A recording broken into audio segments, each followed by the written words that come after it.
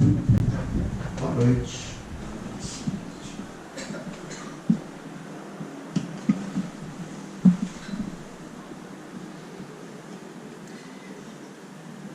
O Evangelho é sequência também aqui, né? É.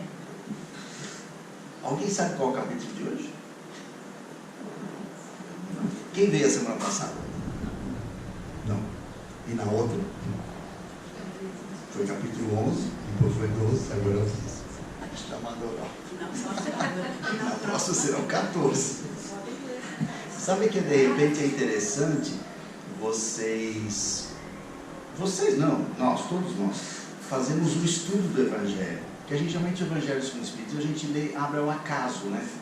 Ou no Evangelho lar, ou em casa, no dia a dia. A gente costuma fazer, porque é muito legal. O Evangelho sempre tem uma resposta para alguma dúvida que a gente tem.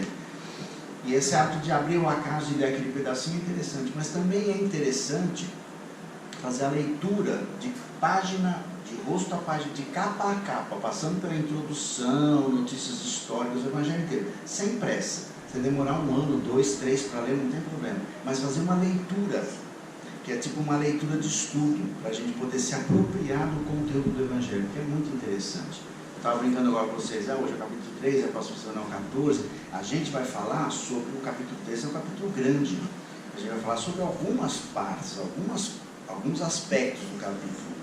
Cada expositor foca um detalhe, uma parte ou outra. A gente não consegue abarcar o tema todo. A gente até tenta falar algo no geral, mas a gente vai fazer em função também do entendimento de cada um de nós, a leitura de cada um.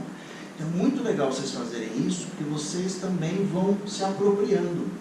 Porque a gente que faz a exposição tem uma vantagem, né? Não que a gente saiba mais, e nem que a gente seja modelo, não é isso. A vantagem de estudar antes, que a gente é obrigado a estudar antes. E nisso a gente vai tanto estudar, a gente um dia vai conseguir fazer, né? Porque a ideia é começar a aplicar isso tudo aqui, né? Então, nós, quando estudamos, temos essa grande vantagem. E é depois que a gente sempre fala para o pessoal, leia, estuda, porque a gente quer compartilhar, porque é muito bom. Quando a gente estuda um capítulo, estuda um trecho, a gente sempre aprende uma coisa, aquilo que a gente já leu, parece que a gente está lendo pela primeira vez.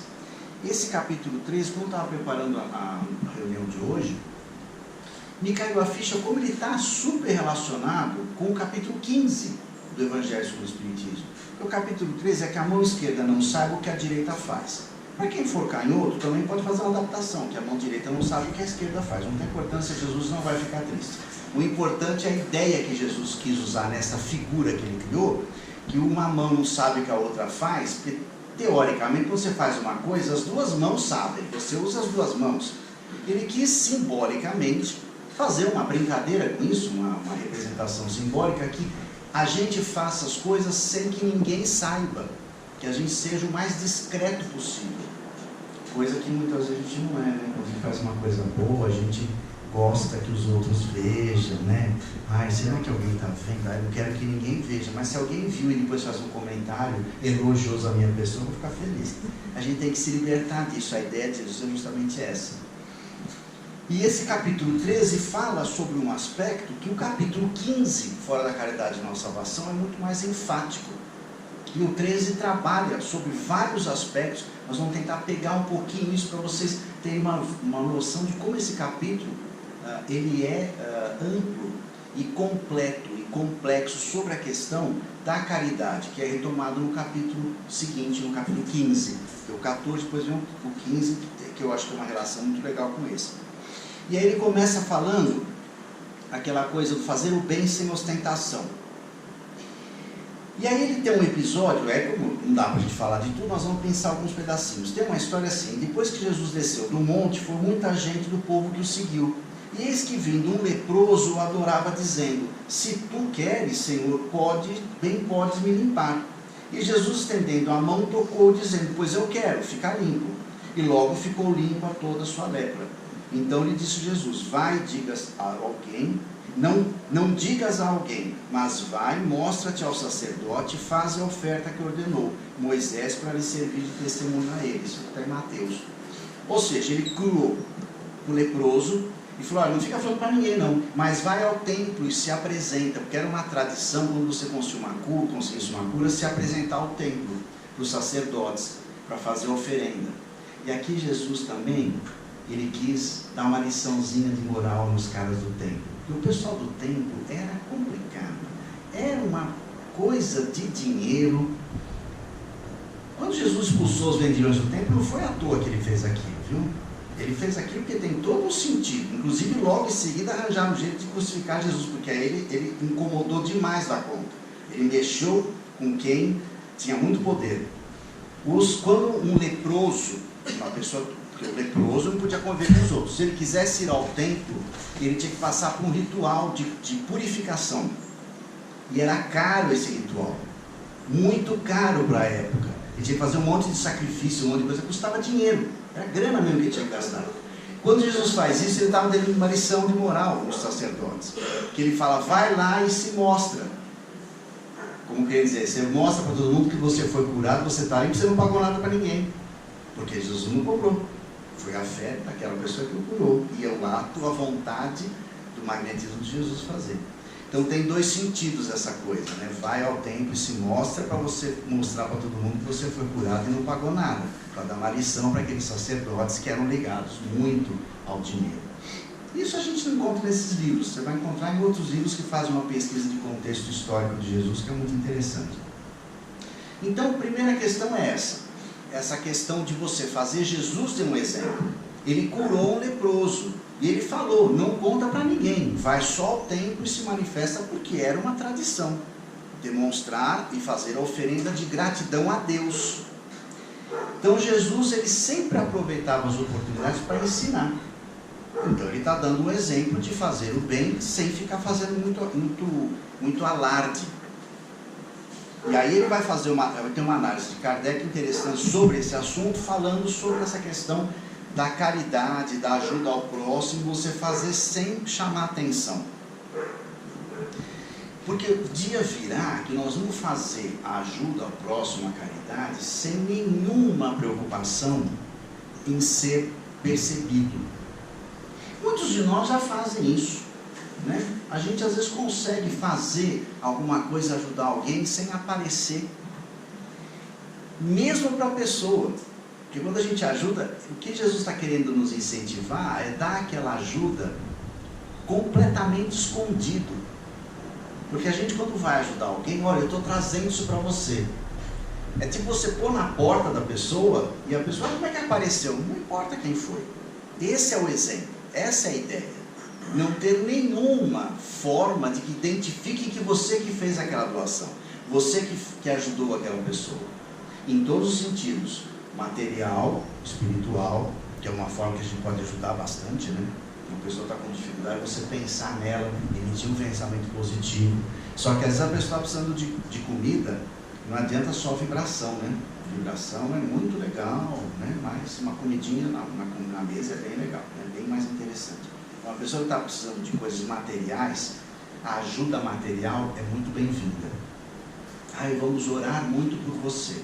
Você está doente, eu vou fazer minhas orações por você. Vai visitar a pessoa. Que é a coisa mais agradável quando você está doente, você está no hospital, você está em casa, não tem pão. E a pessoa, eu estou te ligando, mas eu vou passar por aí um dia. Aí você deixa passar uns dias e a pessoa desencarna. Aí você fica, ele desencarnou, que horror, estou com peso na consciência. É isso mesmo, pode ficar com peso na consciência mesmo. E aproveita, se toca, e da próxima vez não fica esperando muito. Porque doente, pessoa de muita idade, não fica esperando para visitar, vai logo. Porque o que está com muita idade vai desencarnar. O que está muito doente, a possibilidade de desencarnar também é grande. E aí eu acho que vale a experiência. Talvez alguns de nós já passaram por isso. Essa história de você ficar esperando muito para ir fazer uma visita e não dá mais tempo. E aí você fica se mortificando. Olha só, eu errei. Errei. Então vamos transformar o erro numa situação de aprendizagem. A partir de agora eu não faço mais isso. Então se aconteceu que uma pessoa, você bobeou e ela desencarnou antes de você visitar, da próxima vez que acontecer uma situação dessa, vai visitar logo. Eu não tenho tempo. Essa desculpa de falta de tempo é uma desculpa. Ninguém pode alegar que não tem tempo. Isso não existe. A gente arranja tempo para fazer tudo o que a gente quer. E se a gente é muito ocupado, dá um jeitinho, cava um espaço naquele seu tempo ocupado e faz alguma coisa que seja importante para o próximo. Que a gente sempre dá um jeito, né? Não tem, eu faço um monte de coisa, eu sou muito ocupado. Bom, se você faz um monte de coisa, você arranjou um monte de atividade. Se você arranjou um monte de atividade, é porque você em algum momento estava com mais tempo, né? Então talvez está na hora você remanejar o seu tempo, parar de fazer algumas coisas e fazer outras. E aí vem essa coisa do benefício da doação, que é uma coisa dupla de você ajudar sem ser notado. Isso faz bem para a gente e bem para a pessoa. Por que faz bem para a pessoa? Porque quando eu faço uma ajuda, qualquer que seja, qualquer forma de caridade, e eu fico completamente escondido, eu não vou de forma nenhuma humilhar aquela pessoa, que ela não vai ver quem foi que ajudou. E para mim vai ser um exercício de fazer o bem completamente com a mão direita, sem que a esquerda saiba. Exercitar essa coisa de fazer sem esperar nenhum agradecimento. Fazer pelo prazer de fazer pelo prazer de ser útil. Porque é muito agradável a gente ter a sensação de ter ajudado alguém. E quanto mais a gente puder exercitar isso, melhor. Aí tem na sequência uma outra mensagem, que é uma historinha, que eu acho isso aqui super didático, que é o item Os Infortúnios Ocultos. Então conta uma historinha, vocês vão ver. Então, isso aqui é um texto de Kardec, onde ele fala sobre uma situação de uma mulher que pega a filha dela, adolescente, e vai visitar uma pessoa necessitada. Pelo visto é uma pessoa que tem muita grana, então ela tem um monte de mantimento, um monte de coisa que ela põe lá na carruagem dela e vai visitar pessoas e levar. E a historinha vai contando assim, e ela leva a filha junto. Por que ela leva a filha? Porque ela está ensinando a filha a fazer a caridade. E por que ela leva a filha? Porque a filha poderia dar um dinheiro para a filha fazer alguma coisa. Mas a filha não tem dinheiro dela, o dinheiro é da mãe, não era dela. Então a filhinha vai dar essa coisinha para aquela criancinha pobre. Não, a criança ele não vai dar nada, ele não tem nada dele. E o que ele pode dar? O tempo dele, o carinho dele, a atenção. Então a mãe leva a filha junto, para a filha aprender a fazer caridade. Isso é um exercício. A gente às vezes se preocupa em ensinar tanta coisa para os filhos, né? Garantir uma ótima escola, tudo muito bom, é claro, é muito legal que a gente puder fazer, mas ensinar a fazer a caridade é uma coisa legal. Agora também, se eu não faço, eu não vou ensinar aquilo que eu não sei fazer, né? Se eu nunca estou disponível para ajudar o outro, é a questão do trabalho voluntário. Se você está acostumado a fazer algum tipo de trabalho voluntário, qualquer que seja, pode ser 1 hora por semana, pode ser vários dias por semana, pode ser 1 hora. Se você tiver esse hábito, você está ensinando o seu filho a dispor do seu tempo sem nenhum ganho material. E essa história então acontece, ela vai visitar várias pessoas, já ajuda muitas pessoas, tudo bem. Aí num outro momento, no finalzinho aqui da história, essa mulher está tendo uma festa na casa dela e chega uma dessas que ela ajudava para ajudar num serviço doméstico, talvez para fazer comida, para servir, para não sei fazer o quê. E ela identifica aquela pessoa que está ajudando e a pessoa que vai ajudar identifica aquela que ajudou-a no outro momento. E ela fala assim, não conta nada para ninguém. É uma historinha muito interessante, porque justamente ilustra isso. Essa mulher com posses, compartilhava as posses dela com outras pessoas, levava a filha para ensinar, e quando uma das suas assistidas a encontra na sua casa, num outro ambiente, não fala nada para ninguém. Não fica falando para todo mundo. Fala que você não me conhece. Porque eu não estou querendo que as pessoas saibam disso. Então essa pessoa tinha a vida social dela. E eu acho interessante que ilustra bem isso. Porque as pessoas que têm muitas posses, elas têm direito de usufruir das posses dela, do conforto dela. Só que existe uma obrigação moral. A gente vê muita miséria à nossa volta. A gente vê muitos problemas, miséria de todos os níveis. Miséria de falta de atenção, de falta de saúde, de falta de carinho, de falta de comida, de falta de dinheiro, vários tipos de miséria. Não dá para a gente andar por aí e não se sensibilizar com a miséria humana em todos os níveis. E se a gente se sensibiliza, vamos fazer alguma coisa. Nós vamos esperar o quê? A próxima encarnação? Esperar o ano que vem? Esperar eu me aposentar? Esperar eu ter tempo? O tempo passa e você não fez. Então o ajudar o próximo é na hora que acontece. E se eu tenho muitas condições financeiras, eu vou usufruir, eu posso aproveitar, mas eu tenho uma obrigação ética e moral, o Espiritismo ensina isso, a compartilhar com os outros, o máximo que eu puder, em formas de trabalho para o outro, ou mesmo em ajuda material. Colaborar com instituições idôneas que fazem um trabalho sério, tem milhões de formas. Ah, você não deve fazer assim, não deve dar esmola para o cara na rua, porque ele vai beber. Cada um faz aquilo que acha que tem que fazer. Não vou ficar julgando a pessoa. Se você sentiu vontade de ajudar aquela pessoa, ajude aquela pessoa. O que ele vai fazer com aquele recurso é uma responsabilidade dele. Agora, você não está à vontade em fazer isso, então ajude instituições que fazem o trabalho. Ah, então você não quer dar o dinheiro para um cara que vai beber mais? Então ajude uma instituição que trabalha com a pessoa que está lutando contra o vício do álcool. Ajuda com dinheiro. E fazer vibração à noite nas minhas orações, eu peço que Deus ajude a todos aqueles bem intencionados que trabalham, que ajudam. Está muito bonito, mas eu ponho a mão na massa, não fica só orando. Porque só orar é ajuda, mas é pouco. Acho que a gente pôr a mão na massa, né? Olha que legal. Eu não sei se eu faria isso. Não sei. Talvez eu fosse olhar, lamentar profundamente, pensar, eu não tenho nada quase dia, não posso fazer nada por ele. Não, esse cara, enquanto eu ficaria pensando o que fazer, ele pegou, eu tenho o pouco eu tenho, vou resolver o problema daquele cara, pelo menos naquele momento. Né? Deu um pãozinho para ele deu um cobertorzinho, um pano lá qualquer, não sei o que ele fez, sei que ele resolveu o problema do frio e da fome da pessoa. E ficou sem dinheiro nenhum. Não tem aquela história do Bezerra de Menezes? Que ele uma vez deu dinheiro para o cara, quando ele foi no bonde, na hora que foi pagar, não tinha dinheiro, teve que pedir dinheiro emprestado, porque ele deu tudo que ele tinha, e ele olhou, não tinha nem uma moedinha, ele deu tudo que ele tinha.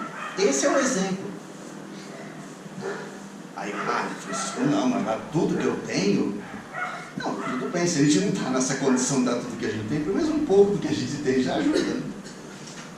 Aí tem um outro episódio, uma outra história muito interessante, que é aquele convidar os pobres estropiados, que é uma mensagem, uma história que acontece com Jesus. Ele conta, quando você fizer uma festa, convide os pobres estropiados, porque eles não vão poder te convidar para retribuir. E quando a gente analisa esse capítulo, a gente sempre fala assim, olha gente, quando Jesus fez isso, ele falou simbolicamente, você não precisa convidar os pobres estropiados. Ele quis dizer no sentido de não ter a segunda intenção. Então eu te convido para uma festa, você vai me dar um presente, aí eu te convido para uma festa, aí você me traz o presente, aí numa outra vez eu vou te dar. Na sociedade a gente faz muito isso, né? Nós estamos falando sobre isso agora, né? Chega final de ano, essa loucura de comprar presente. Gente, o que é final de ano? Além de ser o final do ano letivo, o cronológico, comemora-se o quê? O que é mesmo? O que é? Dia 25 de dezembro? Nascimento de Jesus Cristo. E a gente está louco, gastando dinheiro, fazendo crediário, estourando o cartão de crédito, contando com o 13º. Gente, aproveite o 13º, paga as dívidas, curte um pouquinho, passeie um pouquinho, come uma coisinha diferente. Quiser dar alguma coisinha para alguém, dê. Espera janeiro, tem tudo promoção. Não vai fazer essa loucura agora de ficar todo mundo correndo atrás. Ah, mas o meu filho, qual o problema? Se ele ficar traumatizado, faz terapia, depois ele resolve isso. Não foi o que você estava falando? É exatamente isso. Ai, mas o meu filhinho, tadinho, ele quer tanto aquele brinquedo que custa os olhos da cara. Se eu não der, ele vai ficar muito triste. Qual o problema dele ficar triste? Não vejo problema nenhum. De verdade, a gente vê problema nisso? A gente está comprando o amor das pessoas? A não ser que você entrou no amigo secreto, tudo bem, leva um presente no amigo secreto, porque o coitado que trouxe vai querer ganhar. Aí, então não entrasse no amigo secreto. Agora, final de ano é para a gente se curtir, compartilhar, se encontrar, até comer alguma coisinha junto, compartilhar, se confraternizar, porque é o nascimento de Jesus que nós estamos comemorando. Quando fala em convidar os pobres estropiados, não precisa levar ao pé da letra. Mas se você quiser levar ao pé da letra, pode. Tá? Convidar as pessoas que não vão nunca te retribuir. Coisa de casamento não é muito por aí? Quando a pessoa convida para o casamento, eu te dou o convite porque eu quero o presente. Aí quando a pessoa vai casar, você fala, tomara que ele me dê o convite, porque se me der o convite, tem que comprar o presente. Aí a pessoa dá o convite. Aí você, que legal, obrigado, me deu o convite, tem que comprar o presente. Gente, se a gente está sem dinheiro, Não compra um presente, compra um pinguizinho para pôr na geladeira e pronto. Um imã para pôr na geladeira. Ah, mas o que ele vai dizer? Ele vai dizer que você não tem dinheiro. É isso. Isso vai incomodar o quê? O meu orgulho. Nossa, ela fez uma festa e o Francisco levou aquela coisinha sem graça. Ué, se eu não tenho dinheiro para comprar, o que eu vou fazer? Eu vou fazer uma dívida por causa disso? Eu vou ficar irritado, estabilizado com essa conta que eu tenho que pagar e se crediar não sei quantas vezes que você faz umas lojas especializadas? Para quê? Então é para a gente pensar. Então fazer as coisas, fazer o bem sem olhar a quem, sem esperar um retorno, sem esperar uma compensação, porque muitas vezes está esperando isso. E aí esse capítulo vai, é que o tempo estava acabado, e a gente tem uma série de mensagens. Tem uma mensagem falando de Cáritas, falando sobre uma pessoa que assina Cáritas, ela foi uma vítima, ele foi martirizado em Roma. Tem várias histórias aqui, e para concluir, tem uma que eu acho que é legal, que é sobre os órfãos, que é uma forma de caridade muito bacana, né? Quantas vezes as pessoas querem muito ter filhos e não podem ter filhos pelo seu processo natural, biológico, porque essas pessoas do casal têm problema, os dois, com tanta criança órfã, pode adotar. É uma coisa tão... Ai, mas você não sabe quem que é aquele espírito. Gente, a gente não sabe direito o meu espírito que você está gerando, porque você não gera o espírito, você gera o corpo só. Quantas histórias a gente sabe de pessoas de família, biologicamente falando, um descendedor que tem um monte de problema de afinidade, e outras que foram adotadas e super afins, super amorosas, super integradas. Então é uma forma de caridade também, uma forma de amor. E para concluir, o São Luís ele tem uma mensagenzinha curtinha, onde ele fala sobre a questão de quando você faz a caridade só para as pessoas do seu próprio meio, se é meritório isso.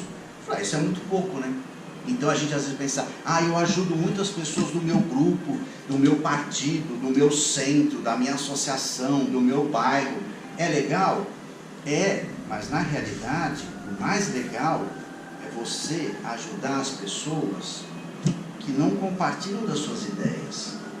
Porque as pessoas que compartilham das minhas ideias e vão me agradecer e vão me enaltecer para, nossa, como o cara é legal, isso é fácil. Agora, ajudar as pessoas com as quais você não compartilha as ideias, do outro partido, da outra religião, do outro grupo, do outro sindicato, do outro bairro, do outro condomínio, isso é um exercício mais legal. Isso está na ideia do que a mão direita, a esquerda não saiba o que a direita faz. É isso aí, vamos aproveitar esse momento de final de ano para a gente refletir como é que foi esse nosso ano, como é que está sendo esse final de ano, como é que a gente planeja o próximo e a gente está mais aberto para olhar o outro ao nosso lado e fazer a nossa parte. Não dá para a gente resolver tudo, mas alguma coisa a gente pode minimizar da dor de quem está à nossa volta e do ambiente que a gente convive, né? E é isso aí, vamos seguir o exemplo de Jesus, que é um grande exemplo, né? Então vamos agora nos tranquilizando mais ainda e elevarmos mais o nosso pensamento para ajudarmos na criação de um ambiente agradável, para que nosso companheiro de espiritual possa vir dar o seu legado, nós possamos absorver tudo que ele veio trazer para nós. Que assim seja.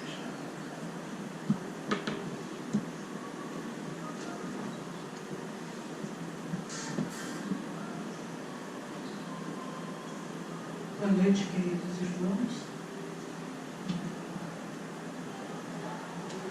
Que a paz do Mestre Jesus nos envolva a todos e que a sua luz continue iluminando nossa trajetória evolutiva. Os seus ensinamentos que atravessaram os séculos ainda são comentados, lidos, estudados, discutidos. Os entendimentos são sempre de acordo com as nossas vivências, com os nossos estudos, com a nossa história. A cada momento, situações diferentes vão acontecendo e provocando em cada um de nós uma nova visão do mundo onde estamos, uma nova visão dos nossos comportamentos. E muitas vezes nos deparamos com situações que não nos recordamos, mas que vivenciamos em encarnações anteriores.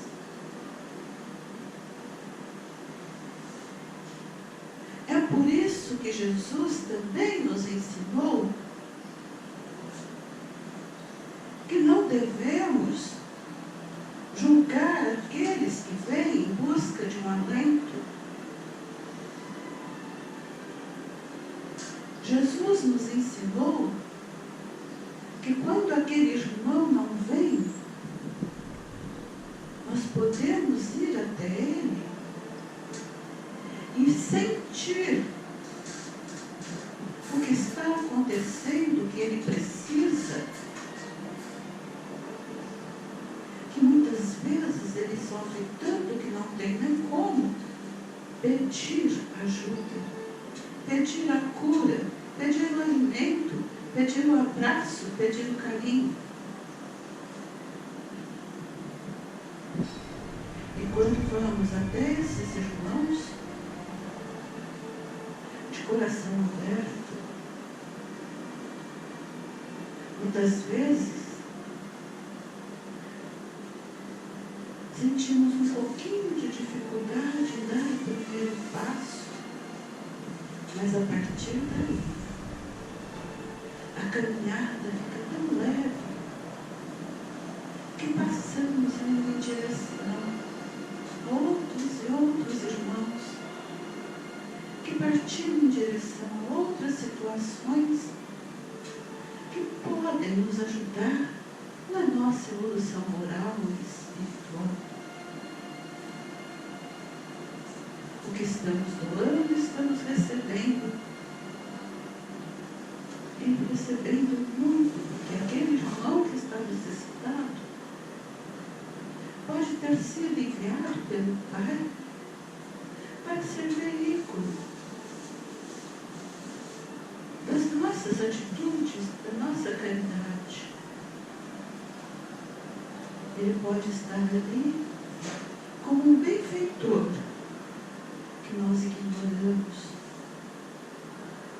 Ele pode estar ali por uma escolha que fez antes de reencarnar, para cruzar o nosso caminho, para nos dar a oportunidade de sermos melhores, para nos dar a oportunidade de aprendermos a amar, para nos darmos a oportunidade de sermos menos egoístas, menos vaidosos.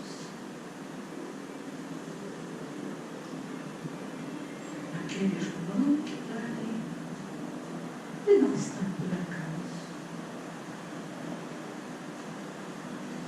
Nós não enxergamos às vezes. E quando paramos para pensar o que deixamos de fazer, aí começa a nossa conscientização do que devemos, do que podemos fazer para melhorar. Não só o planeta, como muitos querem melhorar, mas começando por cada um de nós.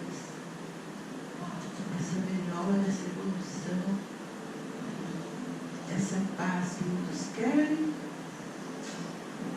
mas imaginando que a paz vem de fora, ela está dentro de cada um. O planeta passa por transformações, queridos irmãos.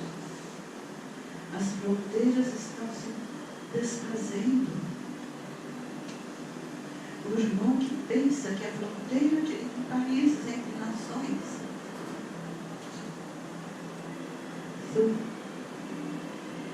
são instituições que preservam o seu país, o seu bairro, a sua cidade. Não. Jesus, quando projetou e criou o planeta, ele não determinou fronteiras. Nem as fronteiras geográficas, nem as fronteiras do amor, da caridade, da paz. Boa noite, queridos irmãos. Continuem tentando dar o primeiro passo para aqueles que ainda não deram. Os que já estão nessa caminhada, praticando bem a caridade, que sirvam de exemplo, de ensinamento para aqueles que querem, mas não podem começar. Que Jesus abençoe todos nós, para que possamos dizer: obrigado, Mestre. Os seus ensinamentos chegaram até mim, chegaram até o meu coração. Amém.